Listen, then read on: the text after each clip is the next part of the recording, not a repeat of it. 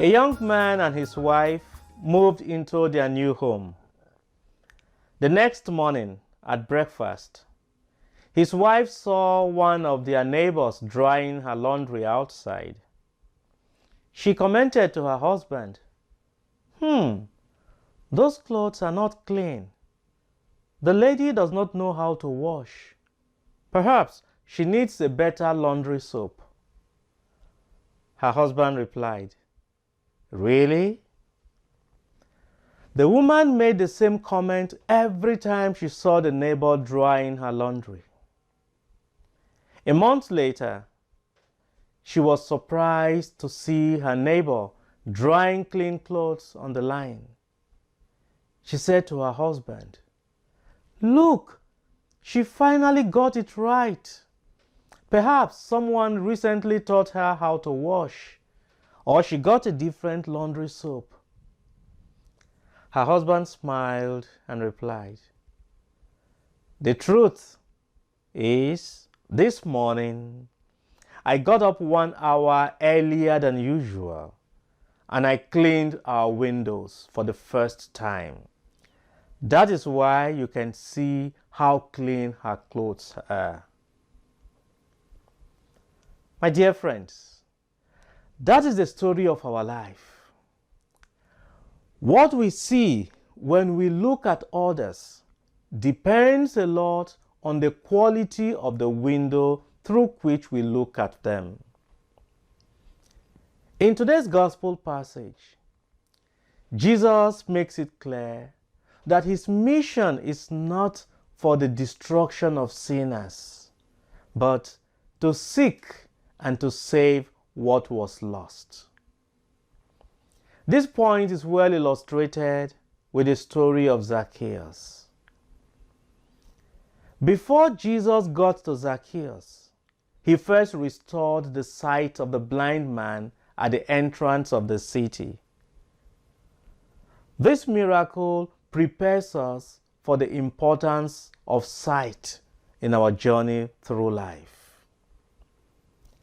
Zacchaeus wanted to see Jesus, and because he was short, he had to climb the sycamore tree. When Jesus got to that spot, he looked up and saw Zacchaeus and beckoned on him to come down quickly to lead him to his house. No one from the crowd called Zacchaeus by name. They only saw him as the tax collector, the chief of the tax collectors, the public sinner. They did not see anything good in him. Interestingly enough, the name Zacchaeus means clean or righteous. Jesus called him by his beautiful name. When he looked at Zacchaeus, Jesus was able to see beyond the sinner to discover one who sincerely longed for God. Some scholars suggest that Zacchaeus was the tax collector we heard about last Sunday, the one who went to ask for mercy in the temple at the same time that the Pharisee went to praise himself in the temple. The crowd looked at the same Zacchaeus that Jesus looked at. But while the crowd saw only the sinner, Jesus saw the potential saint. It's all about the lens. Those in the crowd were wearing dirty eyeglasses, so all they saw was dirty. This gives us an opportunity to reflect on our lives and to challenge ourselves. What do we see when we look at people? Through which lens do we look at others? Do we look at others through the lens of Jesus or through the lens of the crowd? Is it not a shame that we describe people more based on their disabilities than their abilities? Do we notice how our attention is more easily captivated by people's defects? For example, we tend to use terms like the drunkard, the prostitute, the homeless, the divorcee, the single mom, the drug addict, and the ex-convict. I've even heard parents describe their children in terms of disabilities. They say things like, my autistic son, my bipolar daughter, or they use acronyms like ADD and OCD. But there is more to these children than such labels. Through the eyes of Jesus, we will be able to focus on the unique ability that is hidden in their disability. And how would you like others to see you? How would you like others to describe you? Would you like others to see you through the eyes of Jesus or through the eyes of the crowd? At the end of today, try a brief examination of conscience and find out how many times you described people based on their abilities versus how many times you described people based on their disabilities.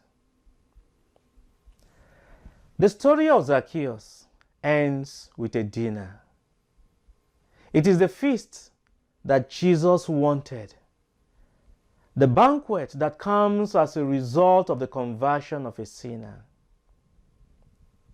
Remember that our goal is to be part of the eternal banquet in heaven. But let's look at it very well. Who are those taking part in the banquet in today's gospel passage? And who are those left out? Who is enjoying and who is sad? The upright should have been the ones enjoying the banquet. Instead, they are outside complaining and grumbling and enraged because they do not approve of the type of guests that Jesus has filled the hall with. These same righteous people, these same righteous ones, almost deprived the blind man at the entrance of the city of his cure. Inside the banquet hall are the unclean, those who are seen as impure, those that Jesus came for, with Zacchaeus the chief of them all. It is also interesting that Jesus did not preach any sermon to Zacchaeus. He did not reprimand him. He did not blame him. Zacchaeus converted when he discovered that God loved him in spite of his being impure. On this day, my dearly beloved in Christ, I pray for you as I pray for myself, that God may open our eyes so that when we look, we may see not with the eyes of the crowd, but with the eyes of Jesus.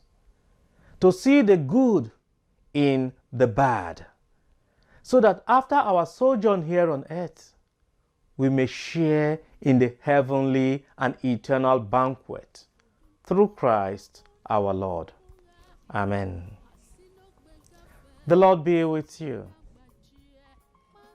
And may Almighty God bless you, the Father and the Son and the Holy Spirit. Amen. The Lord has said your tears, the Lord has seen your pains, the Lord has heard your cry, let it go. The Lord has heard your tears, the Lord has seen your pains, the Lord has heard your cry, oh, let it go. Forgiveness is the key to freedom.